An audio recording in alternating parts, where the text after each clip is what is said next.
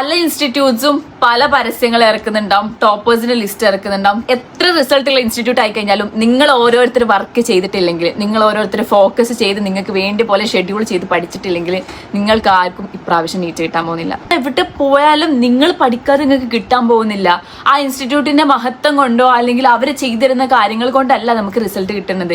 നമ്മൾ ഓരോരുത്തർ പഠിച്ചുണ്ടാക്കി അവരെ റിസോഴ്സ് മാക്സിമം യൂസ് ചെയ്ത് കഴിഞ്ഞാൽ മാത്രമേ കിട്ടുള്ളൂ. നിങ്ങളുടെ ടീച്ചേഴ്സ്, അവിടുത്തെ ഫാക്കൽറ്റിനോട് മാക്സിമം ഡൗട്ട് ക്ലിയറൻസ് നടത്താൻ ഉദ്ദേശിക്കുന്നത്. കാരണം നിങ്ങളാണ് അവിടെ ഫീസ് കൊടുക്കുന്നത്, നിങ്ങൾ ഓരോരുത്തർ ഫീസ് കൊടുത്തിട്ടാണ് പഠിക്കുന്നത്. അത് ഓർമ്മ വേണം കേട്ടോ. കുറെ ആൾക്കാർ റിപ്പീറ്റ് ചെയ്യാൻ പോകുന്ന സമയത്ത് എന്തെങ്കിലും ഫ്രണ്ട്സ് ആയിട്ട് അടിപൊളിയാകും, ഒരു ട്രെൻഡ് പോലെ പോവും, കുറെ പപ്സ് ഒക്കെ കഴിക്കും, കുറച്ചൊക്കെ അവിടെ ഇവിടെയൊക്കെ നടക്കും. ഇതൊക്കെ ഉള്ള കാര്യം എനിക്കും അറിയാം, ഞാനും ഇത് പഠിച്ചതല്ലേ.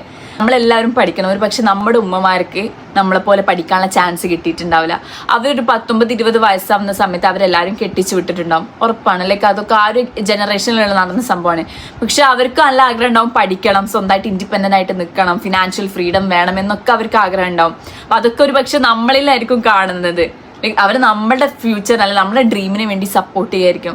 അതൊക്കെ അവർക്കും കൂടി നമ്മൾ സാധനം അച്ചീവ് ചെയ്യുന്ന സമയത്ത് അവരുടെ മുഖത്തുണ്ടാകുന്ന സന്തോഷമല്ലേ. ലൈക്ക് അവർക്കും കൂടെ എൻ്റെ മോൾ ഇത് ചെയ്തു, എനിക്ക് ചെയ്യാൻ പറ്റാത്തത് എൻ്റെ മോള് ചെയ്തു എന്നുള്ളൊരു സംഭവം ഉണ്ടാവില്ലേ. ഞാൻ ഉദ്ദേശിക്കുന്നത് നീറ്റിന്റെ കേസ് മാത്രമല്ല, നിങ്ങൾ എന്ത് ചൂസ് ചെയ്യുകയാണെങ്കിൽ പോലും അവർക്കും കൂടെ സന്തോഷമുള്ള കാര്യങ്ങൾ ചെയ്യാൻ നോക്കാം.